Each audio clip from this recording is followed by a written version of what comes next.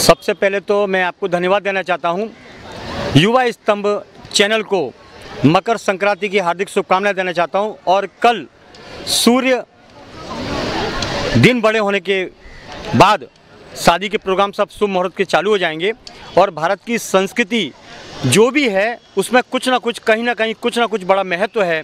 तो भारत की संस्कृति के बारे में एक ही चीज़ बोलना चाहता हूँ, अगर इसको गौर से देखा जाए, समझा जाए तो इसके जैसा विज्ञान और शास्त्र दूसरा कोई दुनिया के अंदर नहीं है।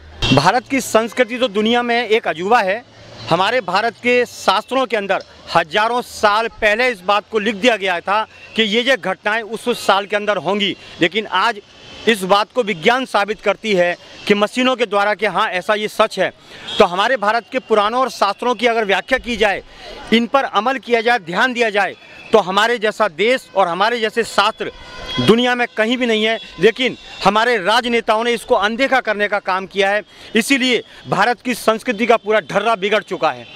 पुराने ज़माने में जो त्यौहार बनाए जाते थे वो कल्चर ही कुछ और था, लेकिन आज का कल्चर तो हाय हेलो और हिलते रहो पूरा डूब चुका है। बड़ा शर्म का विषय है कि हमारी पुरानी सभ्यता को हम भूलकर पश्चिम सभ्यता की ओर जा रहे हैं। हाय हेलो और हिलते रहो, बर्थडे जैसी शब्द, मुझे शर्म आता है।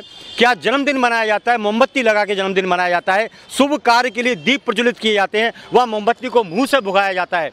ये बड़ा शर्म का विषय है कि कम से कम इस बारे में हम जानकारी हासिल करें कि मोमबत्ती अग्नि भगवान विष्णु का एक विशाल रूप है, लेकिन उसको थूक से बुझाया जाता है। ये पश्चिम सभ्यता है।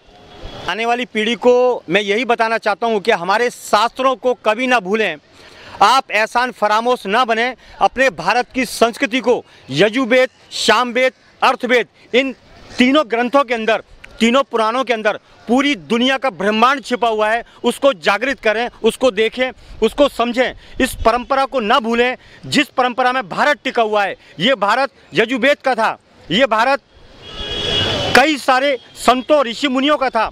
आज इस भारत की जो सिस्टम है, पूरा का पूरा सिस्टम, आज की नई पीढ़ी ने इसको बिल्कुल सिस्टम को चेंज करने का काम किया है। बड़ा शर्म का विषय है कि कभी दूध दही की नदियां बहती थी, आज दारू के अड्डे, चरस के अड्डे हमारे भारत में मौजूद हैं। इसका जिम्मेदार कौन? आखिर नई पीढ़ी इसकी जिम्मेदार है। आज हमको देखने का मिलता है कि कभी किसी ज़माने में बच्चों के हाथ में मालाएं रहती थी, लेकिन आज दारू की बोतलें हैं या मुंह में सिगरेट है। ये हमारा कल्चर हो चुका है भारत का, लेकिन ये कल्चर अपने भारत को डुबोने की शुरुआत है। इसमें चेतावनी देना चाहता हूँ कि अपने भारत को बचाने के लिए अपने शास्त्रों का अध्ययन करना और परिवार को एकजुट होकर आगे बढ़ाना, ये बहुत ज़रूरी होगा।